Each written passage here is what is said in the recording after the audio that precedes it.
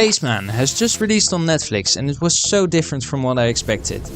The story is about a Czech called Jakub, who is played by Adam Sandler. He is sent on a solo mission to the outskirts of Jupiter to investigate an ominous purple cloud.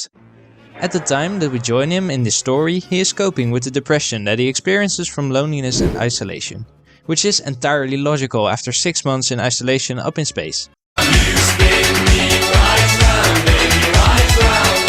Luckily though, he can communicate with his wife using some super technology, but he is about to feel a whole lot lonelier than he already is. That is because his wife back on Earth has decided to leave him. This message is intercepted by Jakub's comms team back on Earth though, as this news would wreck Jakub's already terrible mental state. But Jakub is not stupid. The absence of messages from his wife conveys her message towards him without even needing to say a word. He sinks into deeper isolation and then all of a sudden he encounters a talking spider-like creature, which has fled from their planet as it was invaded by a species of flesh-consuming parasites. This spider was originally interested in the purple cloud because it contains particles from the Big Bang, but it became even more intrigued by Jakub's loneliness, which is an emotion the spider does not understand. Jakub names the spider Hanus after a clockmaker from the clockwork in Prague. Hanus helps Jakub with his loneliness by holding him company and showing him his memories from home, with the telepathic abilities this spider possesses. However, what I did not expect was that it wasn't a space story but more a love story.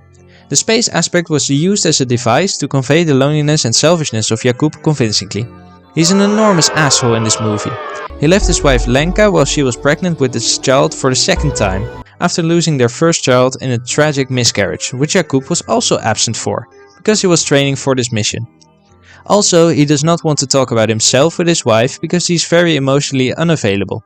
It goes to such an extreme that he'd rather be on a 1-year-long exploration of space rather than coping with his issues. Hey Morty, did you also just see Adam Sandler floating by? Yes, Rick, I think I did. Shut the fuck up, Morty.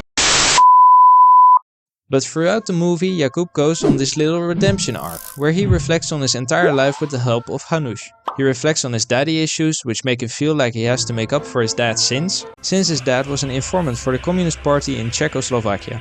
Jakub is a haunted soul, and we slowly watch how Hanus, functioning as a spider therapist, peels away every layer of how Jakub ended up in this mechanism of self-seclusion. I also want to talk a little bit about the big elephant in the room, or shall I say spider. Hanus was a very interesting and surprising character. They are played in this monotone and alien voice which worked quite well. It was both haunting and soothing at the same time. There is also a lot of debate online if they are real or if Jakub just imagined the spider, because he was going insane because of the loneliness that he experiences. And I don't think it really matters. In both scenarios, Jakub realized that he was wrong and he gained an appreciation for what he had at home, if there was a giant spider or not. Alright, now enough about the story because I want to talk about a few other things that I liked. The atmosphere was very calm and eerie, which made me feel for Jakub's loneliness despite him being an absolute prick. Also, Adam Sandler's performance was excellent. I've always loved him in his more serious roles and this is not an exemption.